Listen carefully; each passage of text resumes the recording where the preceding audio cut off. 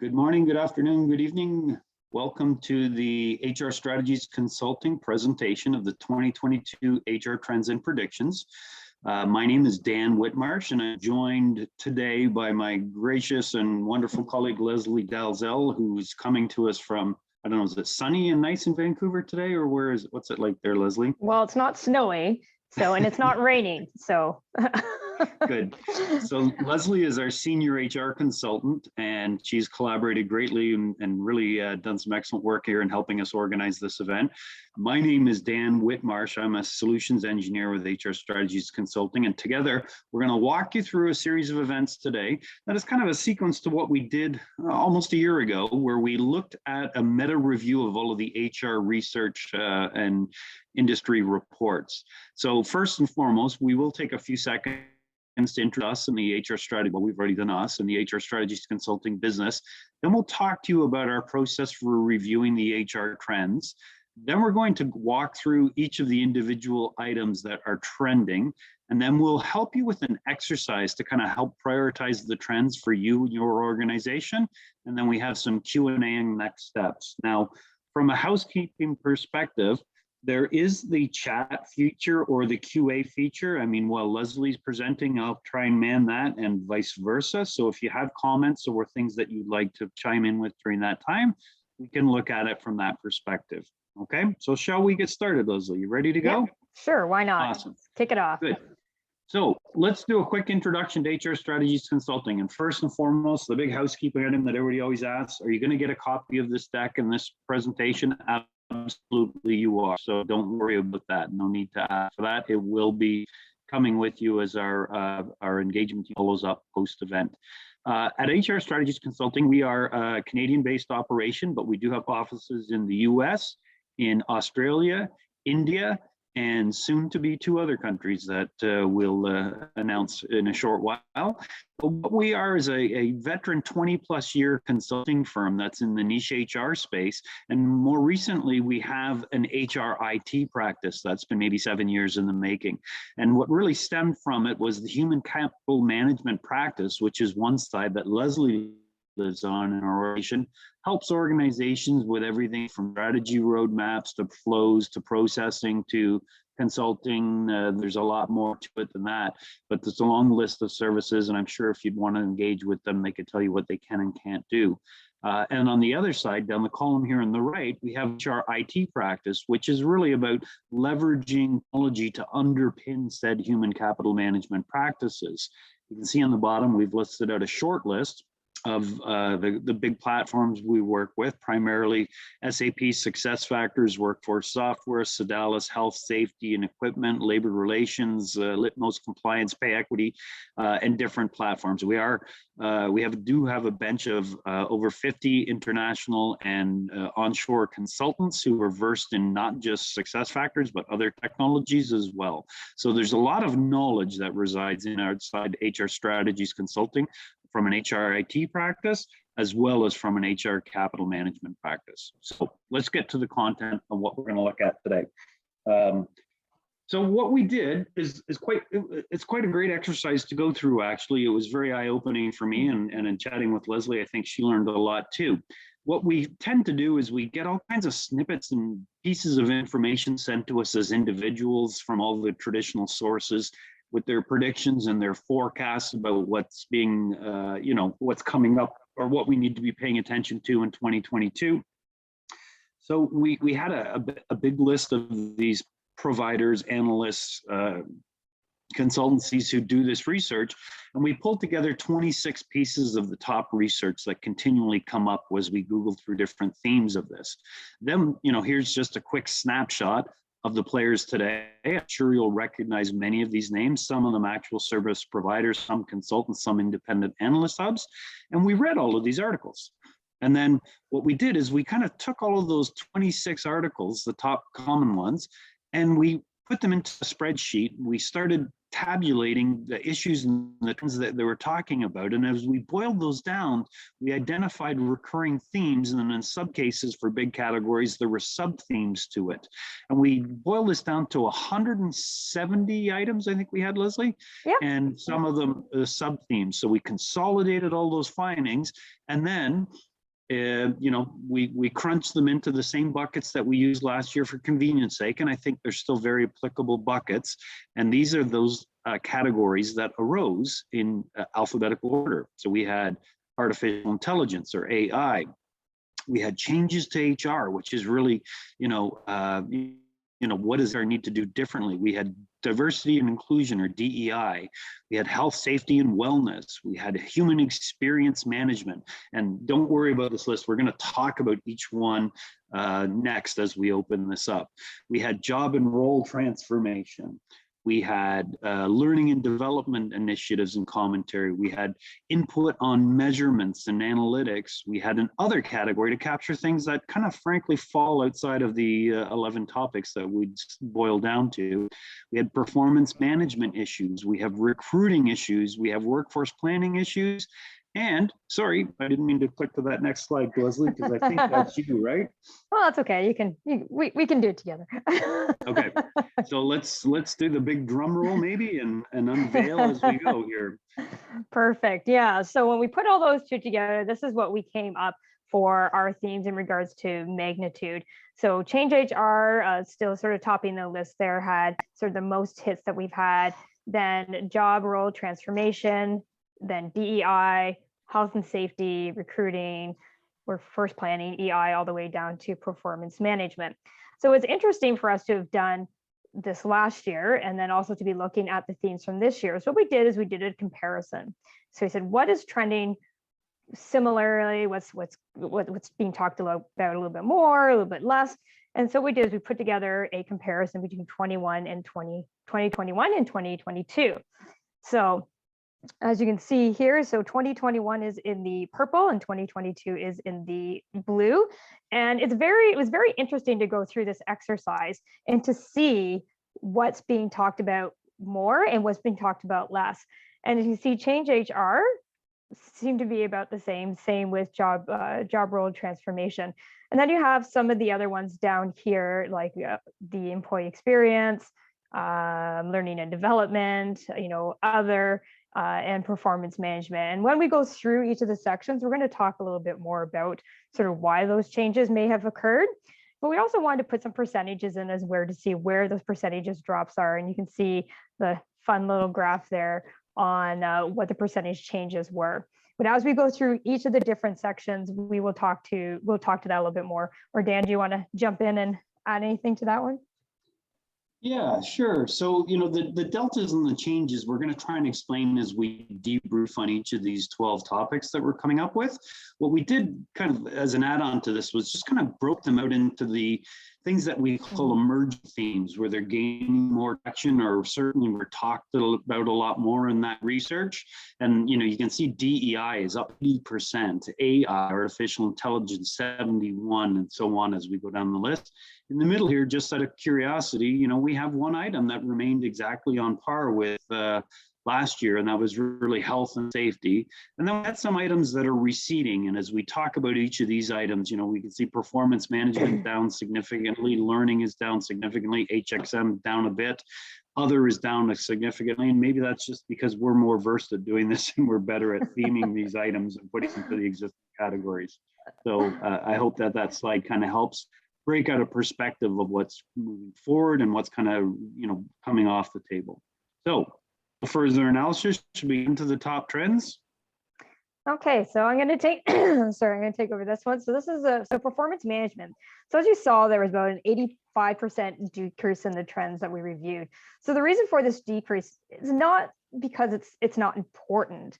Performance management is always important, but I think it's becoming more agile within industries, within different organizations, and it's becoming more embedded into the day-to-day practices. I could see some of these performance management themes actually in some of our other categories, but because they were a little bit more prominent, we put them into some of the other categories.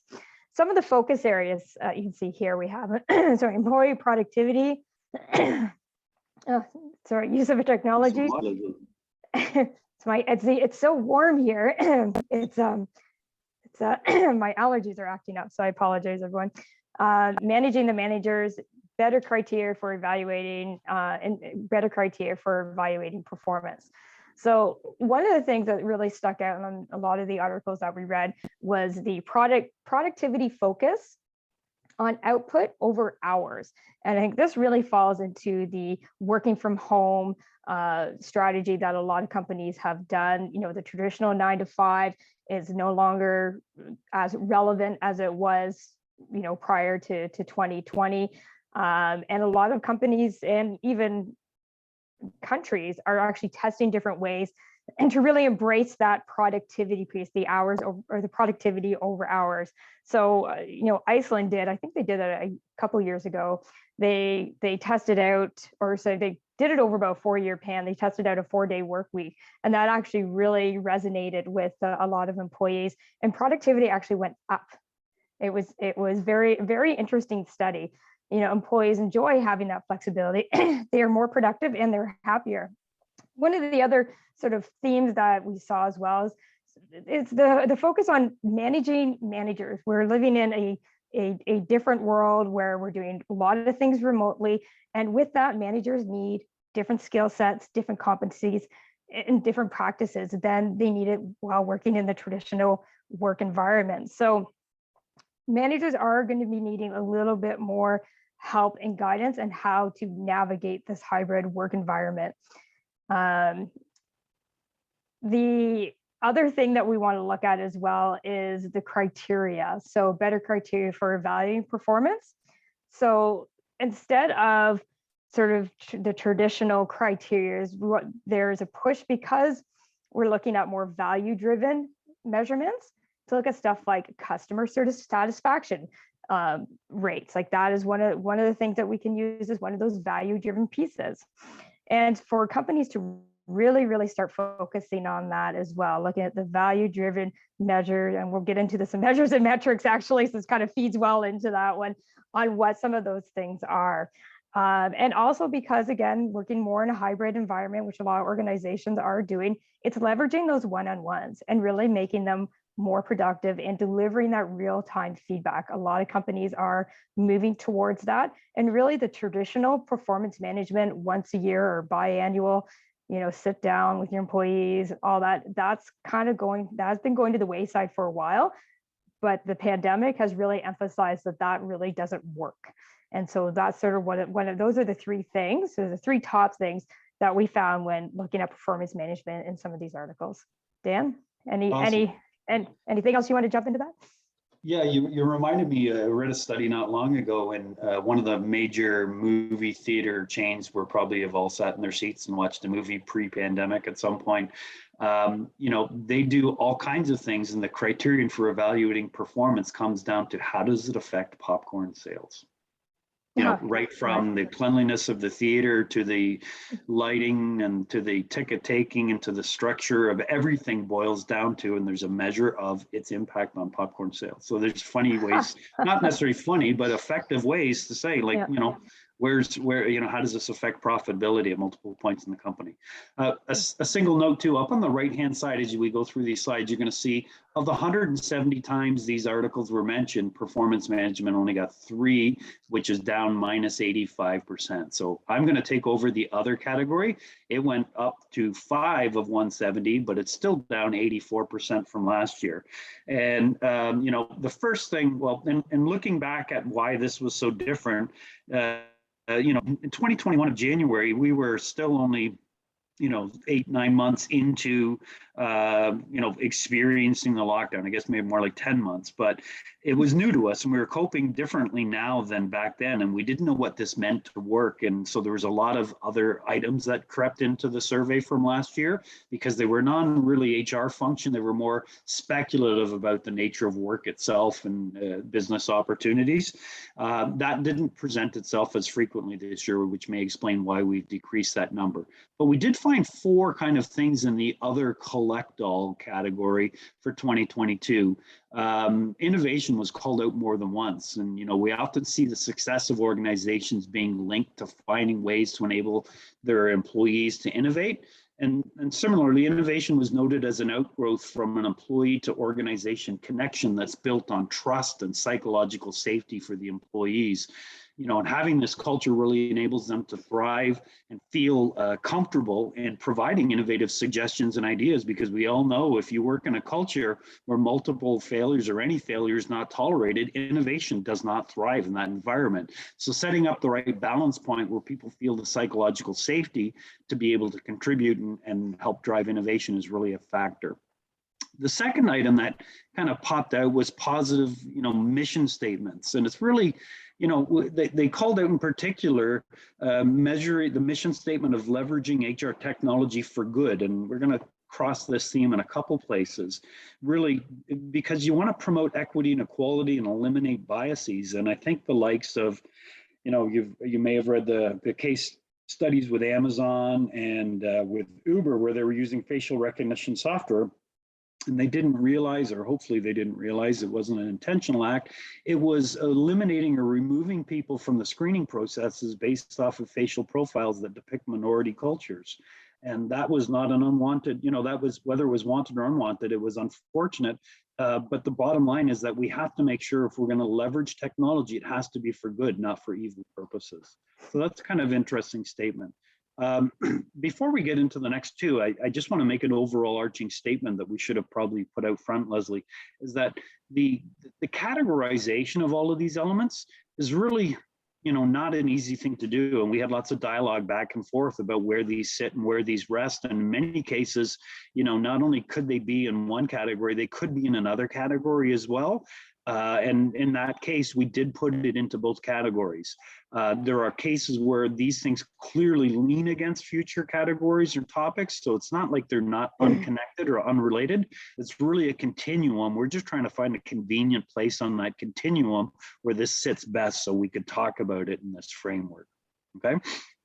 So with that note, let me cover the last two here under the catch-all of other.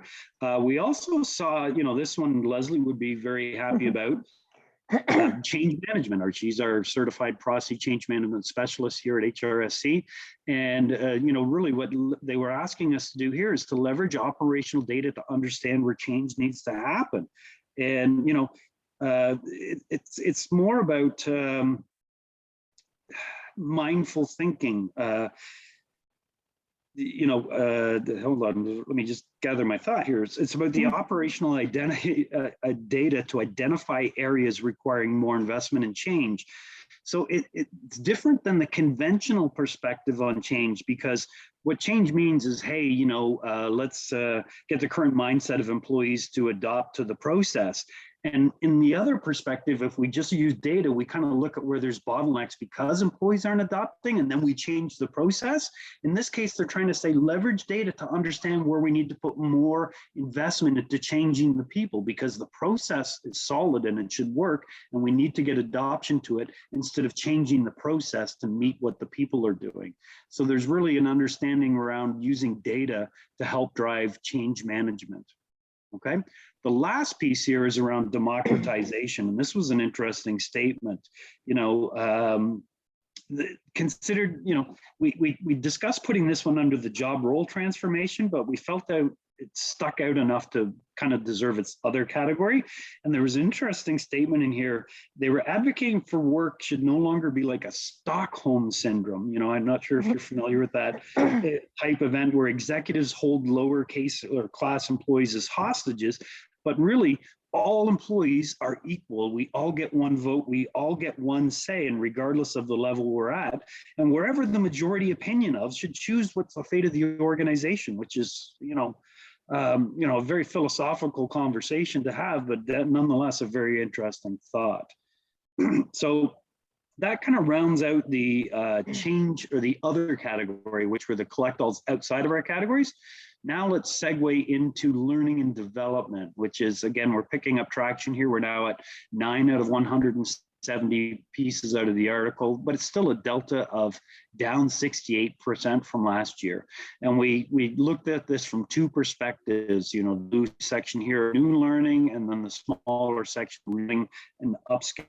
So, the big trends that we saw here in new learning is it's not surprising the prediction learning still has a top priority, but it drops significantly over the time, because right now we're looking at a state. There was a great article that pointed out there was a 40% increase in 2021 job ads offering on-the-job training, no experience required. So that's net new learning. Companies are starting to talk about this, and I think Leslie's going to address this a little bit in the recruitment section and how we're changing what we're offering to employees, and I'm going to talk about it in the job transformation section. But nonetheless, that's a real significant stat to think of that. New learning, we have to vision really focuses on putting learning and new learning or net new experiences and skills in place that didn't exist. And there are several mentions of the impact of various learning activities, including virtual reality training jobs. I know we were talking about that on a team meeting this morning, and they saw massive gains in traction for types of work that involve physical processing or manual dexterity type, hands-on interactions. And to use VR training can reduce that training time by 95% to get people ready.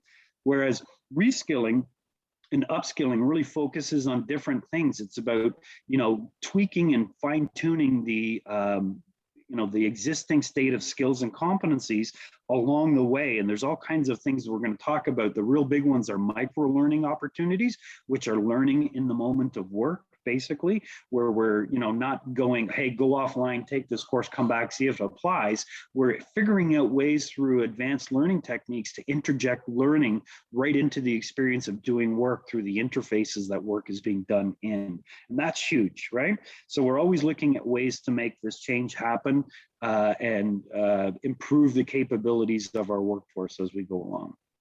Next, I think we're over to you, Leslie, a measurement. Yeah, we're over to me and measurement. So measurement saw quite an increase. As you can see, there was about a 68% increase over last year. So 10 out of that 170 fall under measurement. It's not really surprising. So with the more remote workplace that we have been doing, the metrics and the people analytics are becoming more important to businesses, as they have been over the last little while. But this is the trend we're really going to see in 2022. Two of the themes that really stood out. So actually, before I get into that, the focus areas here, as you can see, so we have the increased value in metrics, real time, the people analytics to data literacy, reliance on data driven insights, and visibility to drive behaviors. One of the other points on there too is that it kind of fits in with real time data is the data transparency piece.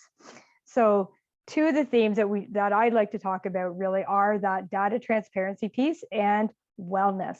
So wellness has become the newest metric that companies need to use to understand their employees. So in 2022, what they're projecting is that they will see organizations adopt new employee well-being measures that will capture financial health, mental health, and the physical health of their employees. So there was an interesting survey done by Gardner, and actually this was done in 2020, but I feel it still has a lot of relevance here. So the employees that utilize their benefits report 23% higher levels of mental health, 17% levels of physical health, and 23% are more likely to sleep well at night. These improvements really translate into higher performance and retention. Across the last 12 months, though, the data has shown that only 40% of employees actually take advantage of these offers, which is very interesting for employers. So the focus for 2022 is really getting that wellness metric in place and being able to really help employees understand the value that it brings to their personal life, that in turn will then translate into productivity for the organization as well. So the second piece that really stuck out is data transparency. So, there's the real-time data, and that in 2021 and 2020, that was pretty significant, having that real-time data, especially, in the environment that we're working in. In 2022, we're going to look at that real-time, move into the data transparency piece. So what does that really mean? So what this means is actually having data more available to frontline managers to be able to help make decisions to help drive the business instead of it being filtered down through either HR or the executives. It kind of feeds into what Dan was talking about in that other category about the having the executives and employees, and that relationship changing. And this data transparency piece is part of that, and that's part of that measurement. So what they're seeing in 2022, or they're thinking is going to happen, would like to see happen, is to have that data more into the hands of the people that can actually impact the business and help drive it faster for each organization. Dan, do you have anything you want to kind of jump in on that? Yeah, that's a really key concept, and I've crossed paths with that commentary track frequently, and we actually put it in practice with our a lot of the software that we deploy for companies around performance management in particular. So, data transparency traditionally was, HR pulled a report and held those things close to their heart and didn't tell anybody, and then decided on a plan of what they needed to do to managers or employees based on it. What we're trying to do now is actually spill the data out to those actual users to show them where they stand and where they fit in that continuum so that they can take action on their own. And HR doesn't need to necessarily push a direction to them. They see it, it's evident to themselves, and they can take action themselves. Exactly. Awesome. Yeah. Anything else on this area, or should we transition on? Let's transition on to our next one. All right. The next one is HXM, or Human Experience Management. And just to be clear on this, I don't want to confuse it with the conventional human capital management, which is just about managing things. Human experience is about managing people through a platform or a technology, but making it a world-class experience. It's really the art of providing your employees with world-class digital work experience that engage and excite them, as opposed to the old days where you used to dread logging into a system and just wait for it to crash, die, and hate the whole work experience. And this is a real game changer, especially for the younger generations coming into the workforce, but also for the older generation who realize that this makes life a lot easier and more enjoyable. We did see a drop of 56% over past years. And I think the biggest thing we could think about, as Leslie had talked about this to explain it, is that this expectation has been laid out for several years now. It was a #1 driver last year and the year before that and previous years before that. And frankly, I think the assumption is that if you haven't done this yet, it's too late. You're at the bottom of the pile. You need to put something in place that engages people. And it's more relevant than ever during the pandemic, because you consider right now the screens that you're sitting in front of and watching have been your work buddies. These are the people you interface with every day. So you might as well make that work experience a really good work experience, because you're not sitting across the table as often as you'd like to, talking to people and working with people face to face. You're doing it through technology interfaces. So having a good interface is really important. If your organization hasn't done so yet, it's time to come out into the new age and get off the old Word and Excel docs being shared over SharePoint and worrying about version control and lockages and whatnot. But we saw 3 themes kind of emerge out of this trend. The first one here is really about the employee experience, and it was the most prevalent portion in purple here. And it's really about making sure, it's kind of the leading cause as to what engages and makes people perform at their best, or disengage and leave, or maybe even worse, disengage and stay. A well-planned XXXM suite not only facilitates work, but it does it in a way that it gives kind of two-way collaboration and feedback about the work. It can gather sentiment about the work, response times, influence things, and it really gives you metrics on this. So, Josh Bearson and his team did research and point out that 84% of employees who don't feel heard, at their workforce, nor do they feel cascaded communication. So really HXM and that employee experience, we have to figure out, and I shouldn't say figure out because it already exists, it uses good technology to give communication back and forth between employees and the organization, right? So the second theme that showed up here was around digitalization. So this is a little different. This is just, I call it just a standard or smart business. It provides backup, redundancy, real-time interactions with work, and makes things easier to adjust because it's accessible for different formats and different ways. And it really, shouldn't be a surprise, but these data points are essential because, we're not just looking looking at the progress, we also need to understand how the work is progressing and how it's getting done. And digitalization gives us insight as to when and how people access these things to move projects forward so that we know how work is getting done, not just when it's done. The last element here is personalization. So we all have some kind of fancy device in our pockets that not only makes phone calls, but does all kinds of other wonderful things. But if you ever look at somebody's phone, everybody sets it up differently. Everybody does things differently. We're not all the same. We do work differently. And people like to set up their dashboards, their launch points, the way that they see grid outworks of performance or projects or whatever it is they're working on. They all want to see this in their own way. And personalization of a good human experience management system will allow you to do that. Anything, Leslie, that you want to add on there? I think the only thing, like, this is such an interesting category. When I was reading a couple of articles, I think it kind of fits with this. It's about, there's also about, using the technology to, we're doing on Zoom, we're on Teams, we're on all of that, but how to actually get the most out of your meetings virtually, and rethinking about, does this need to be an email, or do you actually send a video of what your topics are going to be ahead of time before actually meeting? I thought that was quite interesting.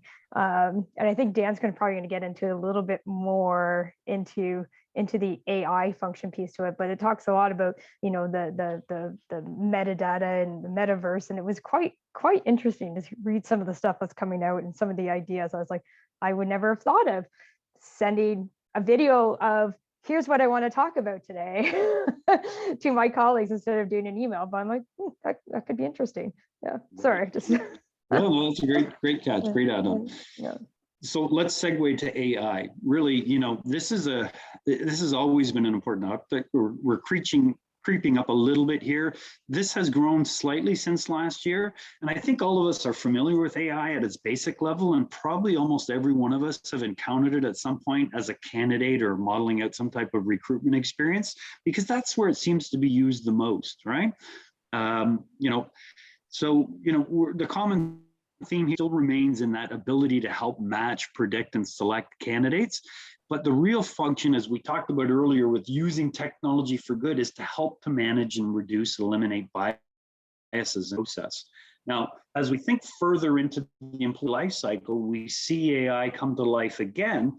And this is where the emerging market segment of it is really, how do we leverage AI beyond the candidate matching, selection, and assessment periods and biases for assessing, but how do we leverage it further into the cycle to involve it for internal mobility, for performance, for coaching, for mentoring.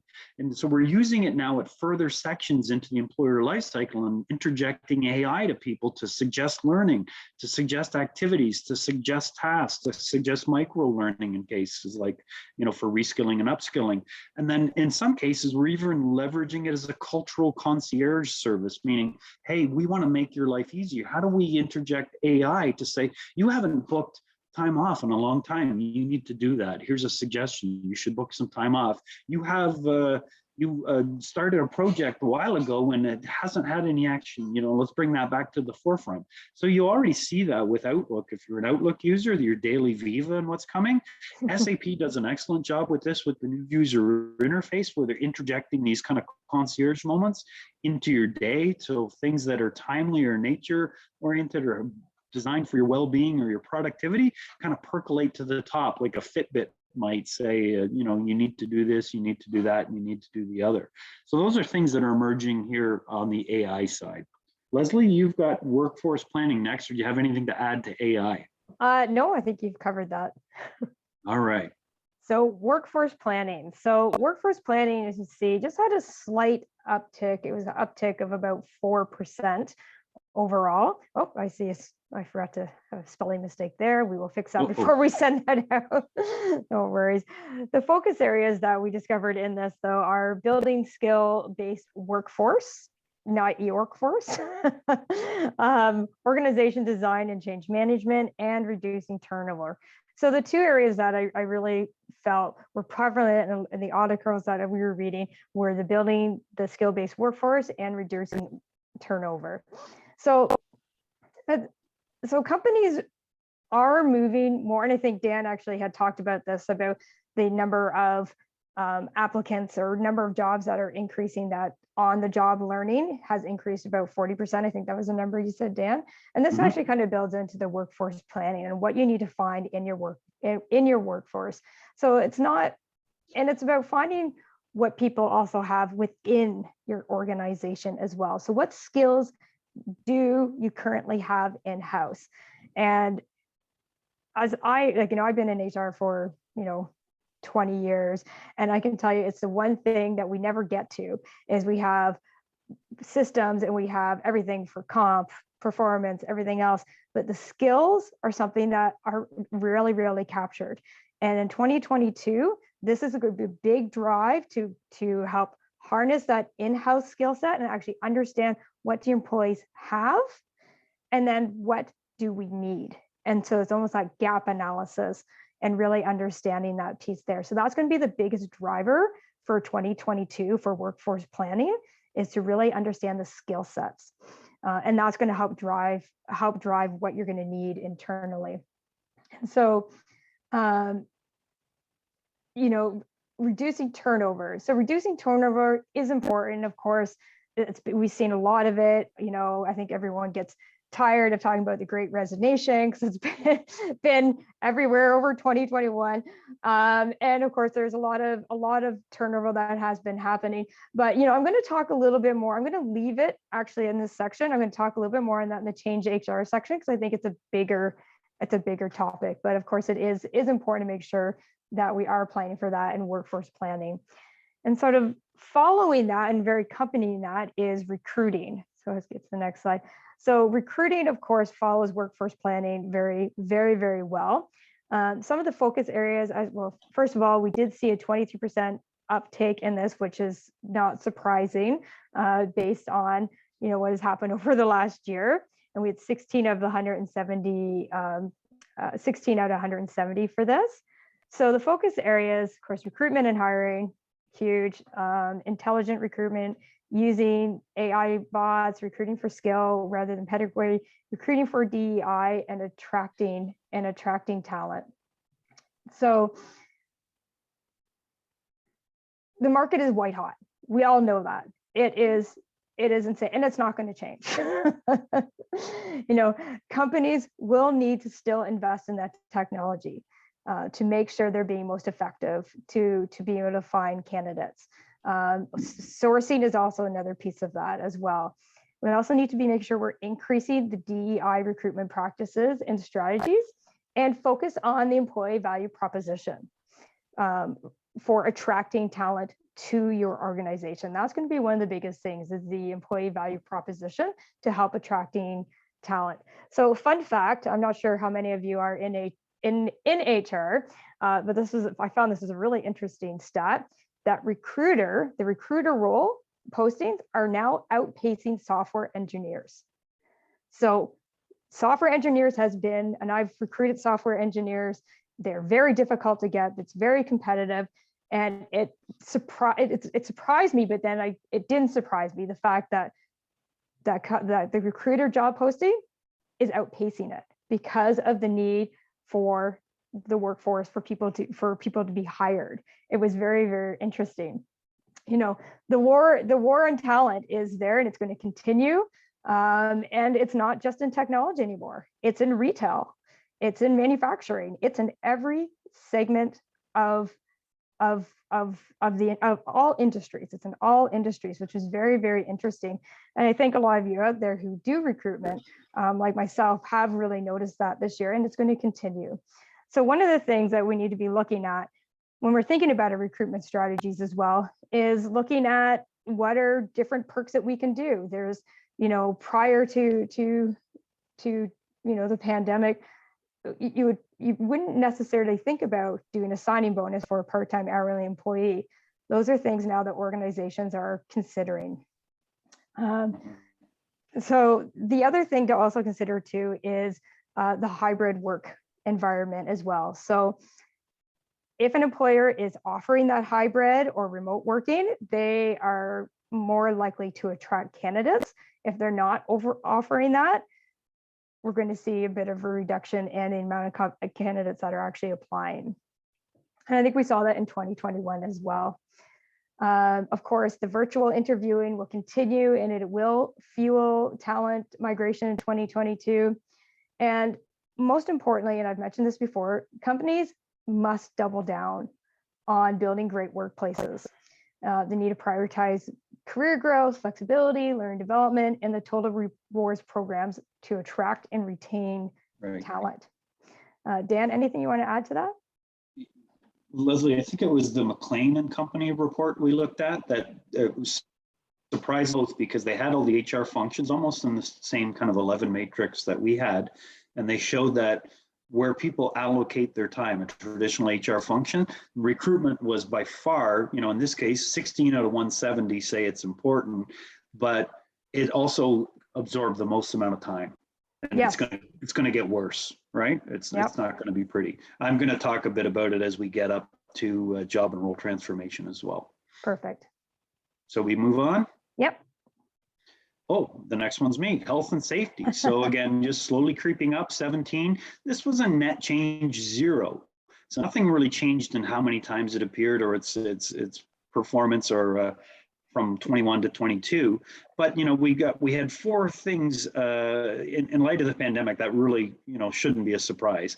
We had kind of sub themes here of workplace health, safety, security, wellness, and mental health. And the wellness was by far the more popular of those things. And what we're looking for, we're looking at a change in perspective. We don't want to look at promotion of employees or the visibility of employees, a cog in the corporate machinery, but rather as somebody who brings their whole self to work, and they're a person, they're a real person. That's becoming more and more evident. It's hard to believe that we've ever thought otherwise. We did at one point. We wanted our toil of 8 hours from somebody and we got it and we kicked them out the door at 5 o'clock and didn't care about them. But things have changed drastically. So we're looking at proven connections between wellness and performance that are driving that. And then people first leadership styles. So we're valuing people and, putting importance on them as a person before the work that they have to do. We're giving them radical flexibility to accommodate whatever they're dealing with at home, whether it's, homeschooling, raising kids, taking care of loved ones through a tough time right now. And then we're giving them life coaching, which is not to be confused with work coaching. Here's what you need to do to get better at your job. Just here's some ways that you can help manage your life better and become a better, well person, because it pays off in the end. We know that well people do contribute at higher levels and produce more for the organization, not only for them, but for the organization. The second category was really around workplace health and safety, with the emphasis here being on protecting the front lines. Obviously protocols are strong and employee security is always important, but creeping into this, and it kind of bounces off some of the other categories, is culture of importance on the front line workers, the health and safety. It's really, making it clear that you are the front line, you are our saviors, and we need to invest in that. We need to protect you at all costs. The last part of this is around mental health. We saw lots of calls for empathy. So not just, toleration, but empathy. Here, let's relate with you and see if we can help pull you through this, and giving them a reason to like the company and stay and perform at their grade, giving them some mental resilience to deal with all that we're all dealing with right now. And in fact, the great stat that came out of one of the papers was, companies that are, this is from Vizier, was companies that have a culture of high mental resilience are 1.8 times, almost twice as likely to be a high performing organization as other competitors in the space. So it really is an advantage in more ways than one. It promotes good work health, life health, mental health, and also production health as we move along. Mm-hmm. You've got the next one. Anyone to add to that one, Leslie, or should we move to? Well, I know, so that's why that just really ties into the measurement piece too, and trying to measure the wellness of employees and really getting a pulse for that. Because it's great for the employee, but it's great for the organization as well. A healthy employee is a productive employee. So that is definitely what needs to be addressed. Okay, so next section is so diversity, equity, inclusion, belonging, and access. Nice. So this year, So it's diversity. It was diversity inclusion for a long time, and it evolved to diversity, equity, and inclusion. This year, we're seeing 2 more categories being added: belonging and access. Some of the points here too. We want to move from the talk. What's happened in 2021 is that a lot of organizations have actually put their DI strategies together, or they're putting them together now. The growth of people analytics is helping organizations to gain more insight and drive action on DEA topics. And in 2022, we're going to see these strategies put into action, and companies are embedding these into their culture. So, DEI is not about saying we have a DEA program and then leaving it on the shelf. It is something that is embedded and woven into the fabric, and it does take time. The interesting thing about the addition of belonging and access is that when they've been looking at, in some of the articles, when they're looking at the DEI, you realize, yes, they're doing diversity, they're doing equity, inclusion, but there's also a sense of belonging. And employees actually feel like they may not belong. And if they don't feel like they belong, they're going to look elsewhere. So building that belonging piece into your DI strategy and your overall strategy is actually quite important. And then access is the other piece to it as well. So access is really just, access to information, access to different technologies, being able to provide that to your employees as well. So as we know, the shift to remote and hybrid work did impact DEI and equity and inclusion efforts, belonging and access as well. Yeah. And an interesting thing too is, in regards to the other piece to the access, is the fact that we are more remote. It's actually opening up the talent pool. So it's giving organizations access to employees that they would not have had if they were in a traditional work environment. So, I live in Vancouver, British Columbia, but HR Strategies is located in Ontario. And so I'm able to work with them. Yay. I'm from Ontario originally, but I am able to work with them because, even though I'm on different time zone, it actually works out really well. And I like being able to have that access. And that's what's helping organizations grow, is that they don't have to look in their own backyards anymore. They can look around the world. So that's something to consider with developing your DEI initiative, and things to consider for 2022. We've talked about it. Now let's put things into action. Yeah, shocking stuff there, but how many people talk about it but haven't done anything about it, isn't there? Yeah, exactly. So this is going to be the year of action, and which is why it was 80%. It's about putting practice into action. Right. Okay, Dan. Awesome. Over to you.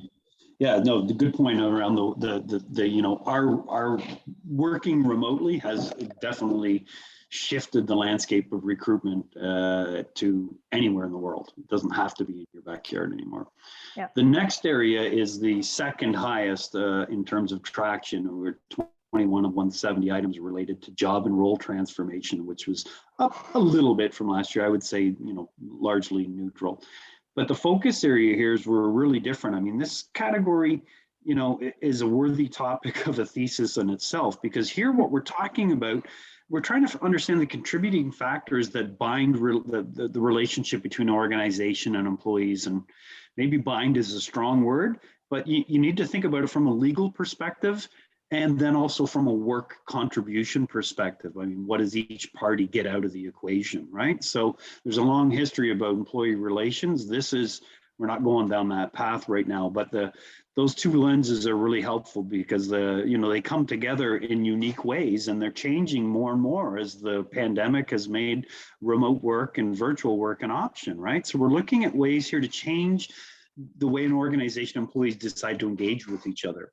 And in the past, it was more like ownership by a king of its peasants. And now the community is trying to transition to human experience management and advances in well-being and recognition of employees and recognizing the whole self of an individual. We're starting to put the mutual interest parties on the table. And that, that doesn't sound but it is a real far cry from previous work experiences that I certainly have seen in my age, and I'm not that old, right? Two of my favorite comments, and I mean, I'll get to them in a second. So I'm just going to look at output versus hours. Leslie already talked about. We don't want to toll somebody for 8 hours. We really want to measure, hey, I'm going to give this assignment to you and just get it done. All right, hybrid and flexible work. We've got skills-based economies for external people coming in and internal people. There's gig economies that are happening, and it's really about a new way for employer and social contract. One of the articles I read, sorry, I should have put this in my notes to reference it properly, talked about, the ridiculous, actually I do have it here, the unhealthy obsession with retaining talent and the absurd blindness of continuing to work with and from career paths that are impossible to plan. I came from the Forbes article on 15 biggest challenges facing HR, an unhealthy obsession with retaining talent. Now, Leslie and I both agree that retaining talent is a top priority. How we go about it will depend upon your organization. But really, what they're suggesting here, and they went on to say, hey, if you can't offer somebody who's a software engineer the right opportunities to tweak their skills and behaviors, and you can't afford to invest in them, let them go. Be nice to them. Send them off on their way and let them work with somebody else for a term and come back with those skills. That's starting to be a norm. Boomerang employees or return employees, these are all common themes that are happening, and companies are setting up processes around it. It's not like I owned you and now I don't own you and I can never have you again. It's becoming, hey, just put the employee out and let them build themselves. And when I need them and they have the right skills, I'll call on them and see if it's the right timing for them. So things have really changed there. The other great article, the same article actually, the Forbes article on the 15 big challenges facing talent management in 22, was the comment that the war for talent will not be won based on market labor conditions, because we all know there are more jobs than there are people in North America right now, but rather it's going to be won by the organization's capacity to better address the needs of the employees hiring or applying to those positions. To go back to Leslie's comments around recruitment, your EVP is more important than ever. So that's it on the job and role transformation. This is an awesome topic, and it is definitely worthy of consideration, and be very curious to hear feedback on how this plays out for you and your individual organizations. Leslie, anything to add on that? No, I was perfect. You actually nailed part of what I was going to talk about on this one. So that's great. That's okay. So change HR. So what does that mean? So change HR really encompasses sort of 4 different categories that we looked at. So there's HR strategy, business, technology, and change management.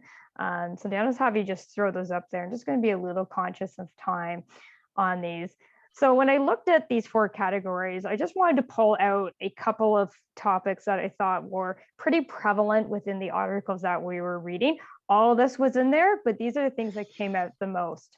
So, and as here you saw, there was about a 6% or a 5% change, but it was still the top thing that was talked about in regards to all of this. And it's not surprising. So, HR is not, it's not in the back room anymore. It is out front. It is out front. It is where it needs to be. And it's interesting too that, in regards to HR, it has had to become more agile, more innovative in a short period of time. This rang true in 2021, and it's going to ring true in 2022. So I want to talk about retention. So from an HR strategic perspective, retention, burnout, and bored out, which I thought was really interesting, was something that resonated through a lot of the articles. So the engagement retention is going to be critical this year. The biggest driver for voluntary turnover is that lack of career growth. And going to what Dan said, it's about building in the culture where you let employees go, get that developed, get the skill set, and bring them back. So the retaining is turning into having back the employees and really developing that culture. So I really like that, and it resonated quite true. The other thing that we need to look at 22 is really understanding more the motives before the why people are resigning and understanding what that looks like. A lot of it is like childcare. There's so many things that are happening with the pandemic, but really understanding those reasons are going to help you be able to drive the strategy on how to make your employees happy, retain them, or developing employees to go out and come back. So fun fact though, this is a very interesting fact that I found in one of the articles. So the Great Resignation was almost every role except for HR. And in 2020, I hate to say this because being an HR professional, but because of how much HR had to be involved in the last couple of years, they are saying that this could be a time for HR to have their Great Resignation, which I hope is not the case, but I can definitely see it holding true. Since February 2021, HR postings have increased by 87%.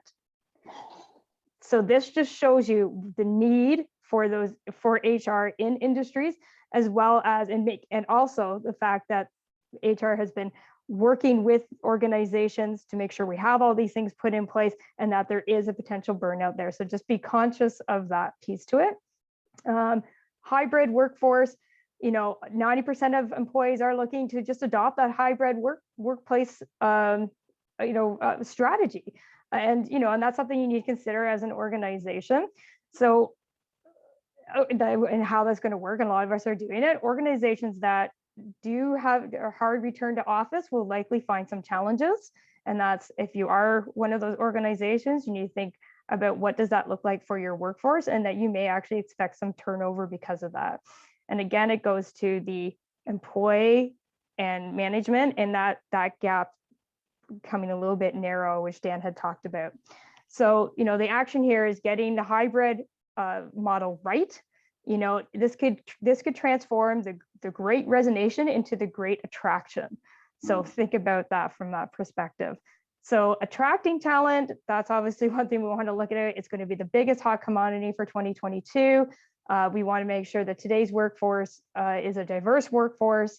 We want to put that EVP in. That's another piece for attracting. That's going to be very, very, very important. And agile, and organizations need to be more agile, innovative, and they have to have that impactful strategy. So this is something from the Change HR perspective, one of the other big strategies that we need to be looking at. And then just as a quick side note too, this is one of the first times we have multi-generational workforce. So we have Gen Z that is coming into the workforce now, and we're going to have 4 generations that we're looking at. So developing your programs is going to be a little bit more tricky, but you have to consider the generational piece to it and make sure that you're developing your strategies, focusing also on those 4 different types of strategies or for generations. Okay, Dan, sir, I know we're looking at time here. So. Awesome. So moving forward, we got a few seconds left. What we wanted to do is, we understand that you're all at different phases, and it all depends on where you are, what your goals, your advantages, disadvantages, what your labor market like, and there's so many factors we could list here. But you need to take these 2 items and to prioritize them. So we have a PowerPoint we're going to give to you. We might even get it via Excel. Leslie and I were just with a way to do this in Excel and make it nicer and tighter. And what we're asking you to do is take these topics and rate the impact it'll have on your business as high, medium, or low. And then think about these items: executive buy-in, change management. How hard is it going to be to implement these things? They're difficult to do. And then what's the cost of these things? And here's some pointers on the cost. And you're going to come up with a matrix that looks a little bit like this for these topics: impact on business, its difficulty, and its cost. And then we're going to give you you might want to print that slide off and then lay them all out on a grid. Difficulty of implementation versus business impact versus cost of implementation, business impact versus, here's a completed example. So here's where these things measure it out. And this may give you, in a 5 or 10 minute exercise, a starting point of where you want to start building business cases. So then you can do an action plan. And there's an example in here of what you need to do with these. So we'll give you these via PowerPoint. But what we do want to point out, it's top of the hour. We're here. This deck will come. You've got extra pieces. You can learn about us. You can reach out to us. Our sales team will follow up with you to make sure you got the information via email or phone. And as always, we're here to help. And I really don't see any questions in the chat or answer, Leslie, so we can probably click at top of the hour and say thank you. Okay, sounds good. Awesome. Thank you all. Thank you, guys.